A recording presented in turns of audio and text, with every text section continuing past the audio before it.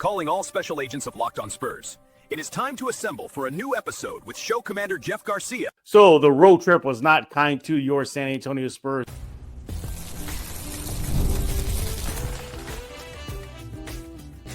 You are Locked On Spurs, your daily San Antonio Spurs podcast, part of the Locked On Podcast Network.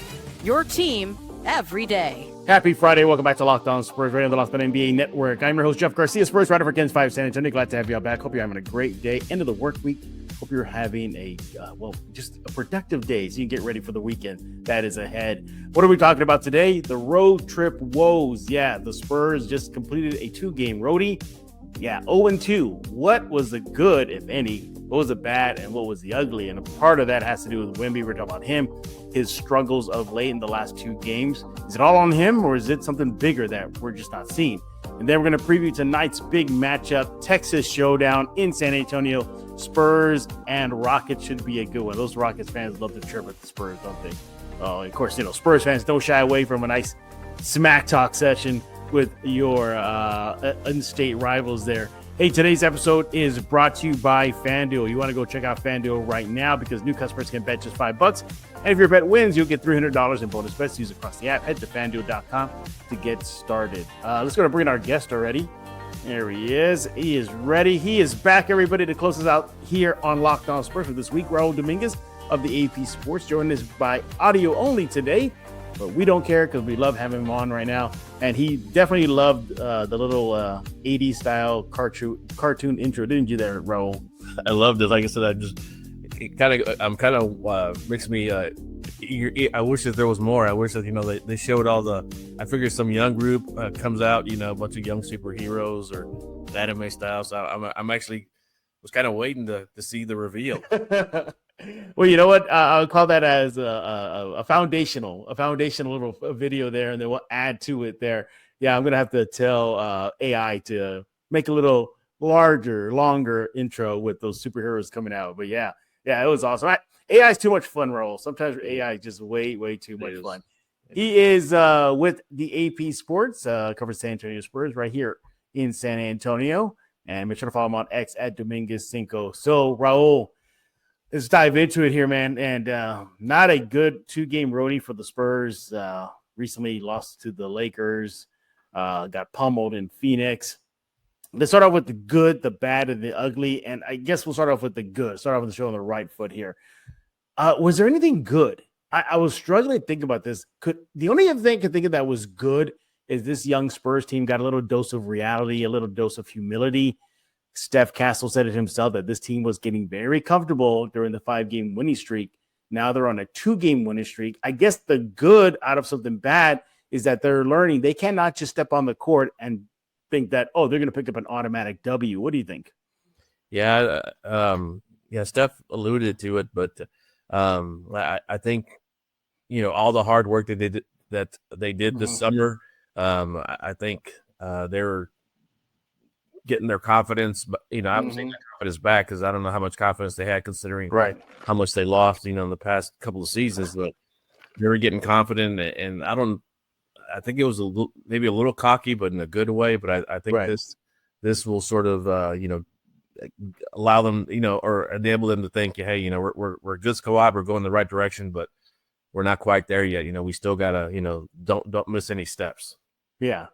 I guess the other good thing is from this road trip is that Jeremy Sochan did return to action versus the Lakers. And look, he was back to his old antics, getting under the skin of Luka Doncic, being an all-around contributor from defense to being the pest to scoring, hitting an outside shot, inside out. Good to see him back, as well as Kelly Olynyk finally making his Spurs debut. Didn't really make much noise in his debut, but nevertheless, at least the Spurs we got back 2 players that have been scratched from the roster due to injuries, and they're back.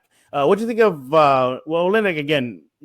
Just a heady veteran player. I'm pretty sure he'll contribute down the road, but it was really Sochan that really caught my attention, Raul, just how much he can help this team this season. Yeah, I mean, Jeremy's always been such a force on defense and his energy. I mean, you combine him with Keldon,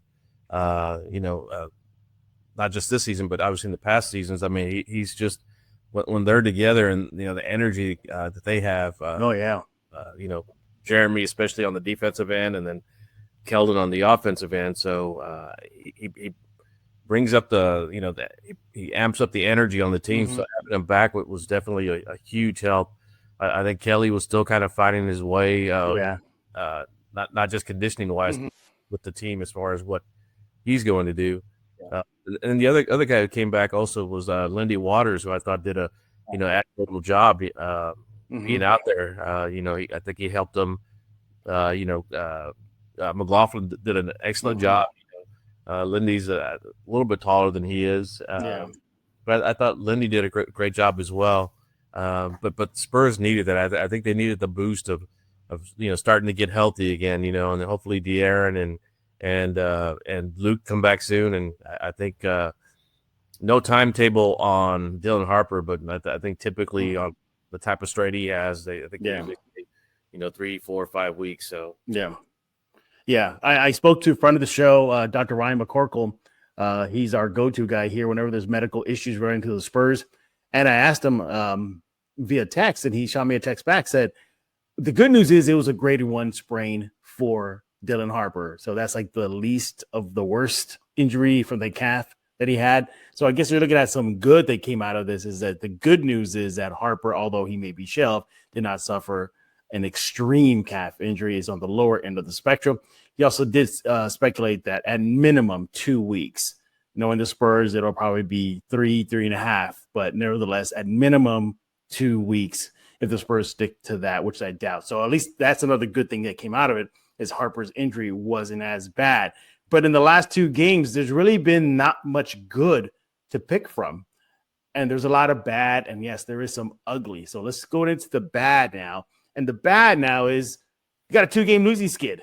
You did not show up versus Phoenix. You were getting pasted by 30-something points at one point, had no life. Sure, say what you will, it was a trap game, and the Spurs were due for a letdown. Even if they were to have lost, and they did, but you don't want to see them be down by 30-something at one point. Wimby was a non-factor. More on him later. Team could not defend that 3. I mean, seriously, were they just full of Steph Curry's in Suns uniforms? That's what it felt like. That was kind of the bad, is that we saw that this projected solid defense, I was predicting top 5 defense, didn't really show up in that Phoenix game. What did you think? Yeah, the Phoenix game was just odd. I mean, they just I don't know if it was just the high of getting the franchise record, or right, just sort of being on their first I guess first road trip after that, or kind of going to the West Coast, but they started off poorly and just never recovered. I mean, that they didn't get Wimby involved. I think Wimby had 2 points. I think that first 2 points at a half. Yeah, they didn't get him involved, and he was there was some times where he was wide open, or near the basket, had a smaller defender, and they just never got him going. And when he doesn't get going, then the other team can sort of shut down the others as well. Yeah. And again, they just got the bad start and just never recovered from it. I mean, it was just obviously the worst game they've had this season. No, yeah. And again, the good, I guess if we're going to go back to the good, is that at least they're getting these early lessons now versus All-Star break, post-All-Star break, when maybe playoff positioning or play-in positioning is at issue. But, there was a lot of bad. Yeah, exactly. And another bad thing that I saw is I have it on my notes here, was that the Spurs have not still brought back De'Aaron Fox and Luke Kornet. I really felt that at minimum, Fox would have been back at least by the LA game, and he wasn't. Kornet, I think that's the other thing we're noticing here, is just how desperate the Spurs team needs to have somebody adequate like Kornet to back up Wimby. And the bad was that the Spurs didn't have that player like Kornet. And opposing teams took advantage of that. If you saw in that Lakers game, Raul, the moment Wimby started getting into foul trouble and it was out, Ayton, everybody started attacking that rim, and the Spurs looked lost without Wimby out there. They need to get this guy you see on your screen, Luke Kornet, back, right? Yeah, I mean, the other thing is, that Wimby and Kornet, play well together as well. And Yeah. I think at times when teams are double teaming Wimby and sort of focusing defensively on him, I think Kornet is really going to help. Just his size alone. Kornet's also is a tremendous passer and does a great job rolling to the rim. I think that would really help Wimby, where there's times when Wimby's getting double teamed and he's kind of looking for a teammate. Obviously it's going to be easier to see a 7-footer than the other players, and right, especially if he's rolling to the basket, then Wimby can sort of toss up lobs or what have you, and it's not going to be as easy for teams to double team. Wimby, Kornet is out there, and then also when he's off the court, you won't lose as much with Luke in the lineup because Luke's a great rim protector as well, and can block shots. Just his length alone is going to create some problems. Love Bam, but Bam's on the smaller side as far as post. And Kelly, like I said, Kelly's looks like he's still kind of figuring his play. They definitely need Luke back and definitely need De'Aaron back. Because we talked about before, De'Aaron can stop runs by creating his own shot. So they definitely need both of those guys back. Yeah, I'm glad you brought up De'Aaron Fox. Kind of on your screen right now, everybody, is I guess the bad in the sense, quote unquote, is how badly they need Fox back. Again, Wimby has been struggling the last 2 games. Again, more on him in a bit, but I think Fox would have been the right antidote for Wimby's struggles. If we saw them go through offensive slumps against Phoenix, we saw how that lead versus the Lakers started evaporating. They just, again, missing shots and couldn't get the offense going. This guy, just give it his hand and he'll get you a bucket. So I saw how badly this team needs to have their co-star on the court, De'Aaron Fox. I'm hoping he'll be back by today. Again, as of this recording, we do not have the latest injury report from the Spurs, but if he's shelved going against Houston, that could be a problem. More in the Houston game later. The other bad thing that I saw from the Spurs is just, this, they look like they weren't like giving those second efforts. I saw a couple of times whether it's against the Suns or against the Lakers, where loose balls or attacking rims or some of that, they were not doing those second effort kind of things. And I think it bit them in the butt too. Also too, the outside shooting is still an issue. It's still looking not good. Raul, if I'm looking at what's going on here, and then as far as the perimeter defense, look at Devin Booker. At 28 points, 13 assists versus San Antonio. Just it feels like there's problems on both ends of the floor, right? Because they don't. And here's the other thing too, Raul. They haven't even played. Correct me if I'm wrong. Do you think they played a near 48-minute game in these last 7 games? I'm trying to think. I get maybe Dallas, maybe. Yeah, I would say maybe the Dallas game. Obviously not New Orleans or Brooklyn because they had lost the big leads. And trying to think. I don't know. I think Dallas is probably the only one where they had just one. Yeah, just one. Yeah. I mean, the one thing that impressed me the first 5 games was just like you had mentioned. Their the way they attacked. I mean, there were times when Wimby had to fight his own teammates for a rebound. Yeah. It didn't seem like they were doing that quite as much these last 2 games. And then at times when Brooklyn and New Orleans came back, and then kind of looking at the Phoenix game and the LA games, it seemed like there were times when they were double teaming Wimby, and you didn't see the players cutting to the rim, or it seemed like they kind of watched a little bit too much. They're out along the 3-point line, rather than attacking the basket. Which is what they had been doing previously, attacking the rim. But now it seemed, again, when they were double teaming Wimby, it was like they were kind of standing around waiting, waiting for Wimby to make his move or to do his own thing, I guess, kind of creating space for him. But if you have 2 or 3 guys on your teammate, I mean, cut to the rim. Even if they, even if you cut to the rim and they collapse on you, then that means someone else is going to be open. So it just seemed like they kind of stood around a little too much in the 2 losses. Yeah, exactly. And one thing I was looking forward to, I guess I'm going to lump this in the bad because there is some ugly again in a bit, is Steph Castle, after he made that comment about the loss to Phoenix and how the team kind of needed it. They were uncomfortable. I mean, they were getting comfortable. And he said that he was looking forward to seeing how they responded. And for the most part, they responded well. You saw in the third period versus the Lakers, they started getting a double-figure lead.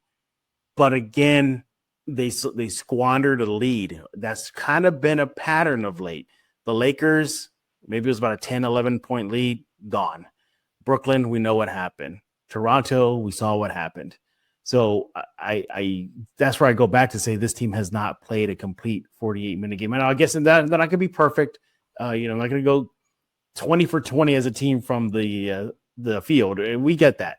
But get close to it. I don't think we've seen this team play a near perfect 48 minutes of basketball, maybe since that Dallas game. You know what? Let's continue to talk about this. When we get back, let's continue to talk about the road trip woes. We'll get into the ugly, and then we'll talk about Victor Wembanyama's play in the last 2 games, and it has not been fun. So we'll talk about that coming up next.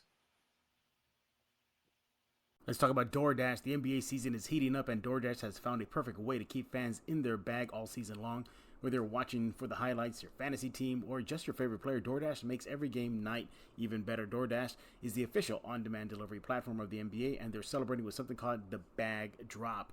Every time an NBA player scores 50 points in a game, DoorDash drops 50% off your order with Dash Pass the next day, and you're automatically entered for a chance to win the ultimate fan bag. We're talking player-inspired drip, exclusive gear, the stuff you actually want. For example, you love that it's just not food. You can get everything from snacks to drinks, headphones, ice, even socks, all delivered. DoorDash has you covered for late night highlights, last minute watch parties, and double OT fuel ups. Next time someone goes for 50, use promo code NBA50 the next day and get 50% off your DoorDash with Dash Pass, plus your shot at the drop bag. Hey, Dash Pass members can only 50% off up to $10 a day after a 50-point game with promo code. Terms apply. No purchase necessary. Ends April 13th. Open to U.S. residents 21 or older. Visit DoorDashInYourBag.com for full details. DoorDash in your bag all season long.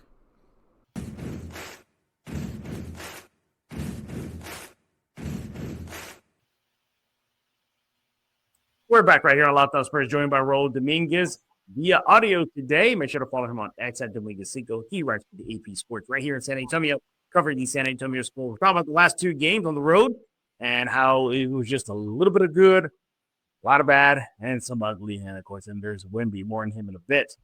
Other things that I'm looking at is the bench production. I think Phoenix's bench outscored San Antonio's bench by a large margin. Where is this bench? And look, I get it. And I think we need to highlight this. It's kind of a big elephant in the room right now. The ugly, we'll get into that now, is this is still a team and not a complete team. They're still banged up. Harper goes down. Fox has yet to come back. Olynyk barely came back. You don't have your 2 of your primary weapons, Fox and Harper, in the last 2 games. And as of this recording, obviously Harper's out, but Fox is still out. So I think that's the ugly is we still haven't seen what this complete team will look like, Raul. What do you think?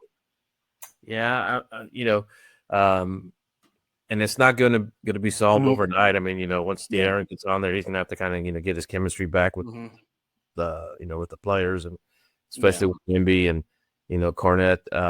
Is going to have to kind of work his way back in, and Kornet hasn't other than the summer runs, at the practice facility, Kornet hasn't played with Dylan and De'Aaron either. So, it's again, like they're gonna have to get used to each other. But it's still early in the season. They're what, 7 games. Yeah, that's it. Yeah. So, when the Spurs won five in the 5 straight, people were understandably excited, and what the possibility was, and now they've lost 2. It's like they've gone in the complete opposite. Right. Oh God, this team's horrible. It's fine. This is still a young team. They're still a building team. They still got to get used to each other. I think that these 2 losses, the Phoenix loss was just, I think it was an anomaly. They played better against the Lakers, but I think these 2 losses were good in the sense that I think it sort of allows them to realize it, or reinforces what Mitch has always said. You got to keep working. We got to embrace the mundane. Mm-hmm. I lump this into the ugly pile here, and that is we saw versus the Lakers discipline issues on the court, discipline lapses. For example, silly mistakes, backcourt violations, missed free throws. I'm not talking about Julian Champagny, although that was crucial, but you saw some free throws that could have maybe kept the gap open or kept Los Angeles at bay. How many times did they let the Lakers crash that offensive board for them? Again, just not just a lot of those undisciplined plays that you saw, the lack of execution, and so much more. Maybe, lump this is the ugly too. Maybe they're just having a little bit of overconfidence right now. Started 5-1 going into the Lakers game and felt like, whatever, that was an anomaly, as you mentioned, against Phoenix. We got this. LeBron's not playing. And we got to worry about Luka. That's it. Reeves is not playing. We're good. And nope. Maybe they got punched in the mouth and they couldn't recover in the second half. Overall, it was an 0-2 trip. Not good, but they still have a 5-2 record. They're, by record alone, they're still one of the better teams in the West. We're talking about the Rockets in a bit, but we got to talk about Victor Wembanyama and his struggles in the last 2 games. He was a non-factor against the Suns. Some played a little better versus the Lakers, but still didn't shoot the ball well. What are you chalking these last 2 games for Wemby that are not Wemby-like games? I think it's just teams realizing that Wemby is the weapon, his first weapon. Like I used to always go into visitors' locker rooms, after games, and you'd see it written on the board as far as what guys you need to defend and which ones you don't, or what you have to do. And right now I think especially with with De'Aaron and Dylan and I think teams are saying hey let the other guys beat us, take Wemby away, because I think they sort of feel that Wemby's Wemby is they rightfully think that Wemby is the key to the offense. Because once Wemby gets rolling, all the Spurs get rolling. Teams can't stop Wemby. Then the other guys can feast as well. Right now, I think that they are doing what I've seen a lot of people talk about different things on Wemby and his struggles, and how defenses are playing them differently, and they are, but it's not a big difference from what they've done in the past. Right. Think about Dylan Brooks and how he used to be. They would have a smaller defender front Wemby and just be really, really, really. Oh yeah. Which is what Dylan used to do and what Booker was doing. And then last night with the Lakers, they had I can't remember the different guys they had on them, but just someone either fronting or on the side of Wemby, just being extremely physical. And I'm sorry, Doc Rivers. I get to Giannis real quick. Doc Rivers the other night, he said that one of the referees told him that even though Giannis was getting fouled a lot, that he was playing through that contact, so they didn't call a foul on whoever was guarding Giannis. I think that's what Wemby's facing now. I think with the smaller defenders, even though they're being real physical, I think the refs are thinking like, oh, he's a smaller defender, or Wemby's not floppy and they're falling down, so they're thinking, oh, he can play through that.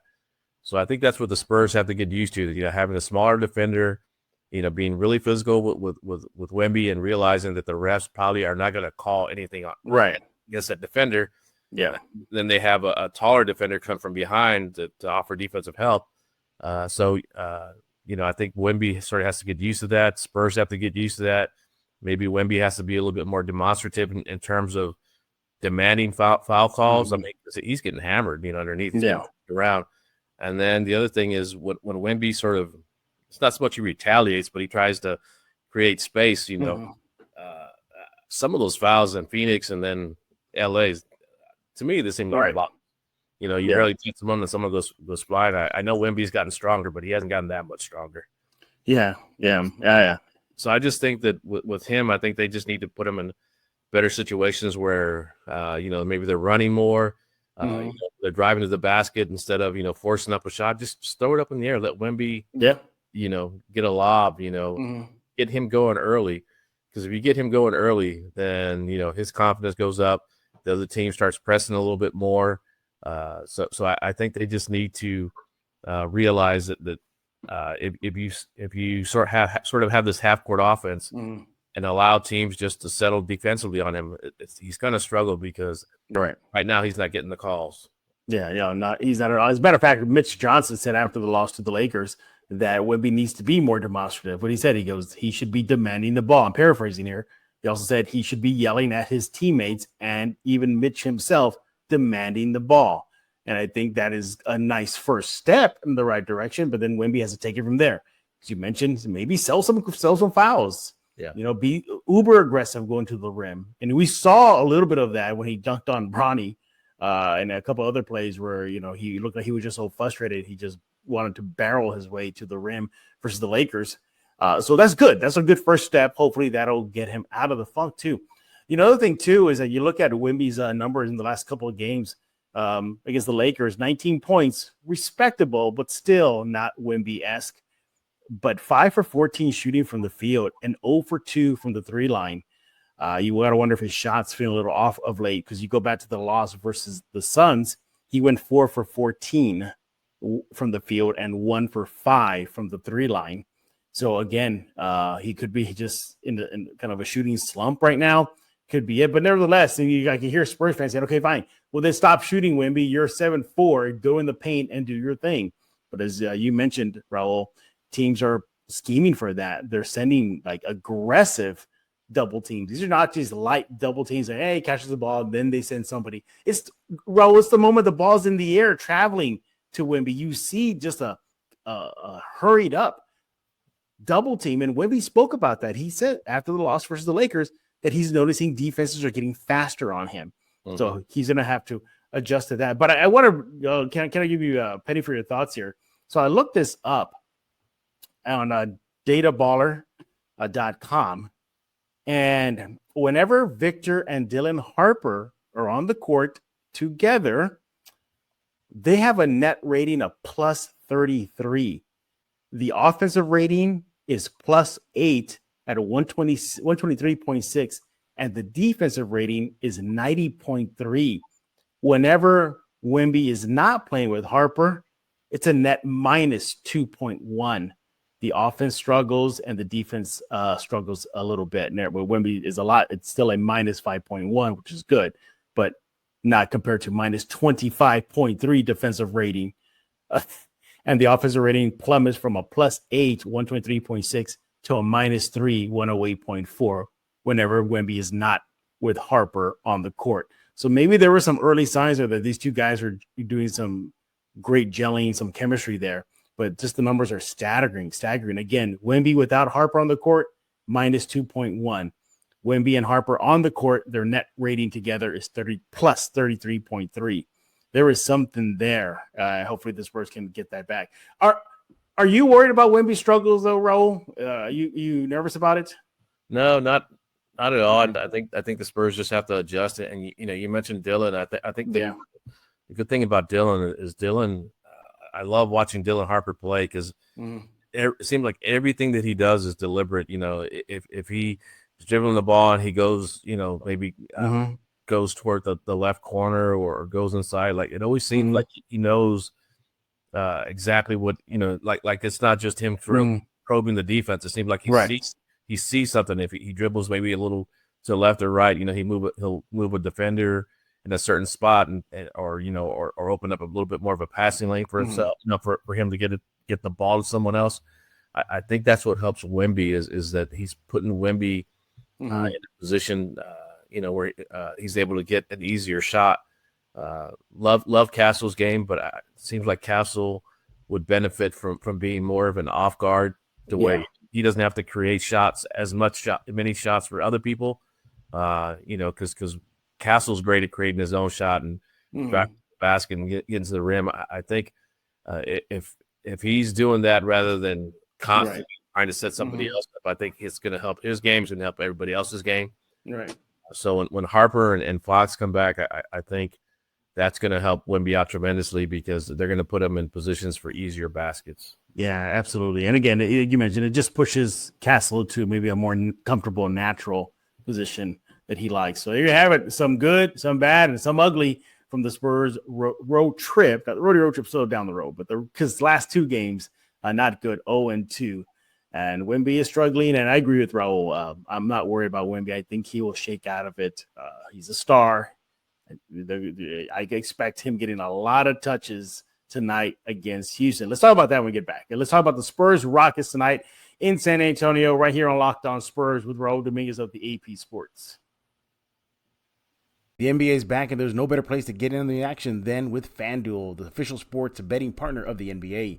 Even if you missed the start of a game or want to ride the hot hand, FanDuel has live bets on everything from who will score next to fourth quarter comebacks. Plus, you can even combine your live bets into the same game parlay for a shot at a bigger payout. It keeps everything exciting, especially when your team's making that late push. Hey, Spurs season is underway. Might as well jump on the action over at FanDuel. Right now, FanDuel is giving new customers $300 in bonus bets when your first 5 bet wins. So, head to FanDuel.com. Sign up right now. Play your game at FanDuel, the official sports betting partner of the NBA.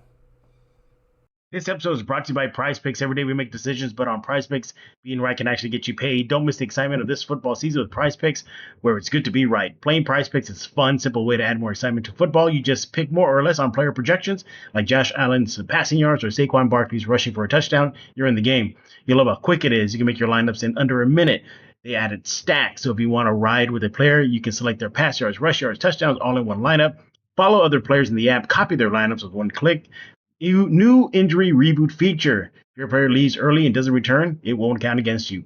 Download the PrizePicks app today. Use code LOCKEDONNBA. Get yourself $50 in lineups after you play your first $5 lineup.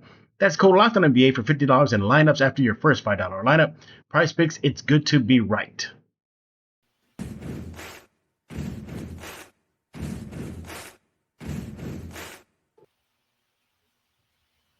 I was looking for Raul in that background of Miles Morales doing the D Brown dunk. I didn't see you there. I was in the back, so You're doing sideline reporting. You're in the press conference and ready to talk to Mal about that dunk.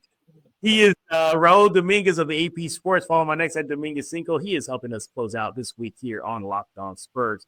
The Spurs will look to get back on the winning track tonight versus Houston, in-state rival. Texas, big two teams there, one of the better teams, Houston and San Antonio. Should be a good game, but let's look at the tail of the tape right now. And Houston and Spurs, yes. The Rockets, though, have won the last 3 games versus your San Antonio Spurs. So that does not bode well for the Silver and Black.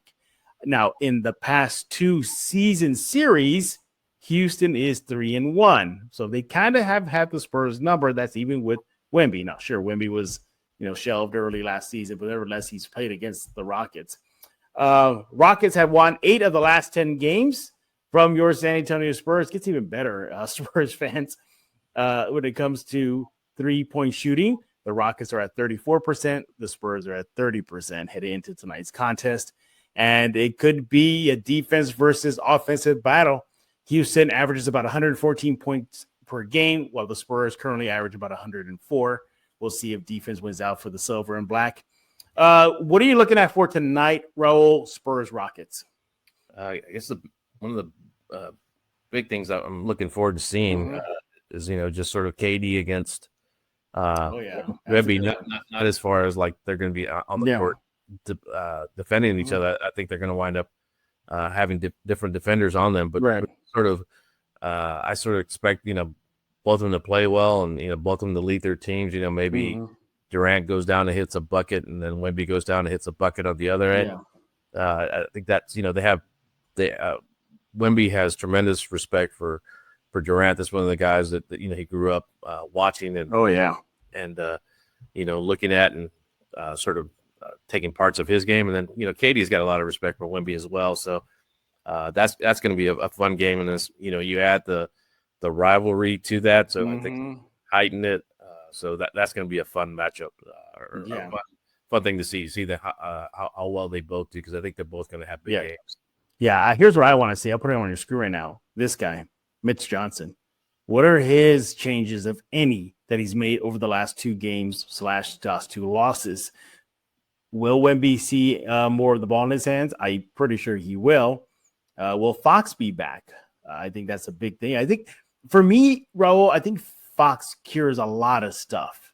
What do you think? Am I pushing it too far there? You think Fox is kind of the antidote they need?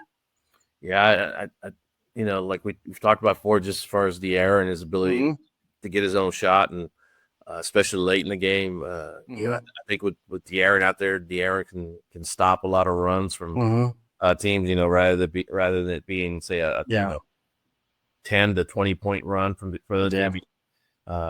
He's good enough to create his own shot and sort of stop that before the run gets too big. I think that'll definitely help. He's a great point guard as well. I think he's going to give Wimby better passes, set him up better for easier shots, and then also just his experience, and also the fact that De'Aaron didn't come here to just because he likes San Antonio, although he does. He came here to win. I mean, he saw Wimby. He wanted to keep Castle because he feels like this is a championship team. So he's not going out there just to earn get a big contract or whatever. He really genuinely thinks this team is a championship caliber squad. I was maybe not this year, but you see it coming. So he is competitive. He is fiery. He's going to be out there. If he is playing against Houston, I can imagine him, sort of doing a little bit of jawing with the other team. So that's the other aspect that I think he brings. He brings this fire. That the Spurs need, especially in that starting lineup. I think having him out there and having him really wanting to win is going to be huge for the Spurs. Yeah, absolutely. Dig into some numbers here. Again, the Spurs have themselves a handful tonight versus Houston. Houston is 5th in points allowed. We mentioned the shooting. They're about 49% from the field. This is going to be a tough matchup. Let's not forget, too, I think Houston's on a 5-game winning streak right now, aren't they, Raul? Yeah, because they started up a little poorly. I know. Yeah, 0-2. Yeah. Spurs fans are relishing that, but I knew it wasn't going to last that week. One, they're getting used to each other, some new pieces and stuff, but, you have a coach like Ime, and just the talent they have on the roster. Sengun is a tremendous player. He's one of the guys. Was hoping the Spurs would draft. Me too. But, they got such great length. I mean, that's the other thing the Spurs are going to have to battle, just their length. And toughness that Ime has them playing tough. Yeah. So I think it's going to be a great game for the Spurs in terms of, understanding exactly what it takes to, in order to be a successful team, the intensity, the toughness, ability to stop, teams. They're on a bit of a run. So I'm really looking forward to it. And again, Houston fans and San Antonio fans don't like each other. There's a no, they don't. Big rivalry. So I must also expect, since we're not too far from Houston, 3-4 hour drive, depending on traffic. I expect a lot of Rockets. Well, so it's going to be intense. Yeah, it's going to be a good one. You mentioned KD and Wimby. I'm looking forward to Sengun and Wimby. Sengun relishes taking on Wimby. Remember his rookie year, he was there. The Rockets were boasting like how much Alperen Sengun got the best of Wimby in that first matchup. And ever since then, these two guys, when they collide on court, it's must see TV. I mean, they really go at each other, and Sengun really relishes it. So I'm looking at that matchup, and I'm expecting a great bounce back game for Wimby tonight versus Houston. He is Raul Dominguez of the AP Sports. Follow my next at Dominguez Single. Hey, Raul, what are you working on over the AP? In Spurs and Also kind of waiting on the next steps for the Spurs after props A and B pass. Oh yeah. There's no timeline yet as far as when they're going to start or when they may move. So, just kind of seeing the fallout from that. But I know the Spurs are obviously excited, and tremendous things for the Spurs coming up. You got a young, talented team, and you've got a downtown arena, which I think is going to be tremendous for San Antonio, that whole district, that whole area. So, just keeping an eye on that and just, seeing what comes up.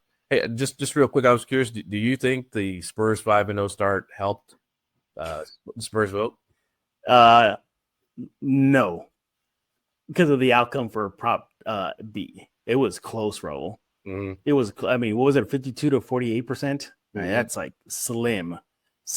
I don't think it did not help, but if the 5-0 start really impacted the vote, I think the vote for or vote against would be less. But this was a dividing topic in San Antonio. Project Marvel was just, fans were bickering. They were coming at the mayor, they were coming at the Spurs, and vice versa. Cops Metro, local. It was just everything going on. So good thing the dust is settling now, moving forward. Raul, I think they said there's a possible another election, but it's optional regarding infrastructure funding, right? Is that correct? Yeah, that's what they're talking about. But I'm not sure if that's going to happen. I don't think so either. Yeah, I think with the Spurs and after this, after these two votes pass, I think the county and the Spurs and the city and UTSA is also a partner in this. I think they're going to work together. I really, aside from the Spurs, I really think this is going to be a tremendous benefit to the city as a whole. That whole area, I think, is to be revitalized. Get more Final Fours, more other. So I think, and not only that, it's going to look great. Whole area. So I'm looking forward to that as well. Yeah, that completed. I'm as much as I'm looking forward to the downtown arena and the renovations there. I think the Alamo Dome getting an upgrade is great. It's almost like Jerry World right there with the peekaboo ceiling there. I love that. I don't know if the land bridge is going to happen. Some of my sources have been saying that's kind of an iffy thing still. Yeah. I hope it happens because, like I said, the artist rendering, because I know they talked about that might not be a thing because of the money. Yeah. I hope it happens because, I think it would look tremendous. It'd be easy access to both to all of them. And then the other thing is, the new Mission Stadium where Fox Tech is. So I think these are all great things for downtown. I think downtown's been kind of neglected. It's downhill. I think with these two things, on either side of downtown, I think it's going to help the entire downtown. Yeah, and even for me, like non-sports related, just more for those of y'all who don't know, I host a lot of the major Comic-Cons in San Antonio. I think it'll just even have that kind of ripple effect too, getting bigger Comic-Cons, very bigger guests coming to San Antonio. Just all around putting San Antonio on the map. But that's the artist rendering. Don't know if it'll pan out this way, but this is what they envision in downtown San Antonio. Again, another 10 years though, everybody. At minimum 10 years. We'll see what happens. All right. Again, Raul, thank you for taking time out of your busy schedule to close us out here this week on Locked On Spurs. And make sure, everybody, you follow Raul on X at Dominguez. And since he was a big fan, I'm going to play that video for him one more time before we let him go. Check it out, Raul. Calling all special agents of Locked On Spurs. It is time to assemble for a new episode with show commander Jeff Garcia.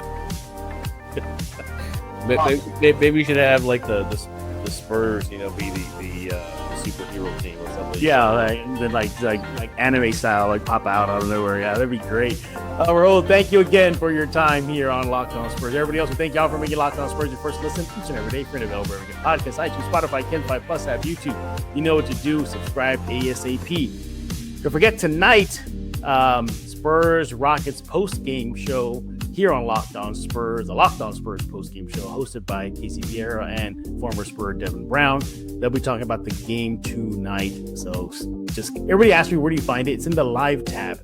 So when you come back after the game, click the live tab on Locked On Spurs YouTube page. All right. You do that right away and you'll be good to go. And we'll be next week right here on Locked On Spurs, talking all things silver and black. So for Raul Dominguez, I am Jeff Garcia. We're going to put a lock on this episode of Locked On Spurs. Bye.